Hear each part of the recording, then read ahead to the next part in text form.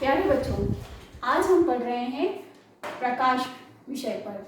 इसमें बहुत सारे शब्द ऐसे आते हैं जिनका अर्थ हमें समझना होगा, क्योंकि जब भी हम बात करते हैं दर्पण या लेंस की, तो दर्पण और लेंस से जुड़ी हुई कई टर्म्स ऐसी होती है जिनका अर्थ समझना बहुत जरूरी है।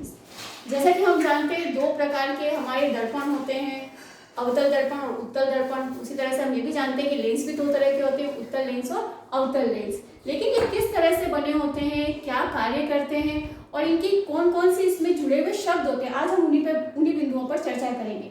सबसे पहले हम बात करते हैं वक्रता केंद्र पर।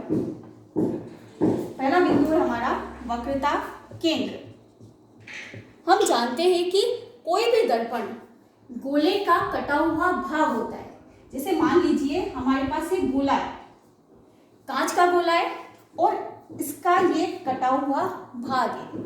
अगर हम इसको अलग करके देखें तो हमको ये इस तरह से नजर आएगा। चूंकि हम दर्पण की बात कर रहे हैं तो दर्पण में क्या होता है, एक तरफ पॉलिश होती है और एक तरफ वो प्रकाश के परावर्तन का कार्य करता है। मान लीजिए कि इसके ऊपरी भाग पर पॉलिश है। चूंकि ऊपरी भाग पर पॉलिश है तो स्वाभाविक सी बात है कि परावर्तन जो होगा वो इसके अंदर वाले भाग पर होगा। अब हम बात कर रहे हैं वक्रता केंद्र की, तो जिस भी गोले का कटा हुआ भाग है उस गोले के केंद्र बिंदु को हम वक्रता केंद्र कहते हैं। मान लीजिए कि यह दर्पण इस गोले का भाग है, तो इस दर्पण का जो केंद्र बिंदु है वो वक्रता केंद्र कहलाएगा और वक्रता केंद्र को हम C से इंगित करते हैं।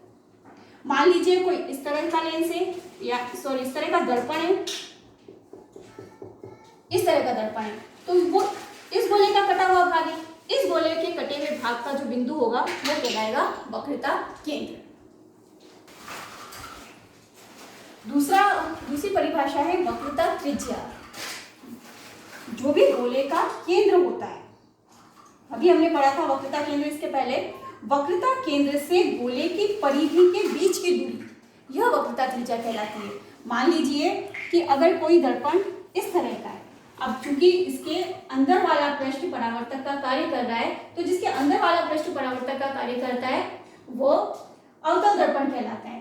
अब हम मान लेंगे कि यह इस गोले का कटा हुआ भाग है, इस गोले की जो त्रिज्या होगी वो वक्रता त्रिज्या कहलाएगी और वक्रता त्रिज्या को हम स्मॉल r से लिखते हैं। समझ चुके हैं कि वक्रता त्रिज्या को हम स्मॉल r से और वक्रता केंद्र को हम C से डिनोट करते हैं। और कोई भी दर्पण हो वो गोले का कटा हुआ भाग होता है और उसको हम इस चम्मच की सहायता से भी समझ सकते हैं।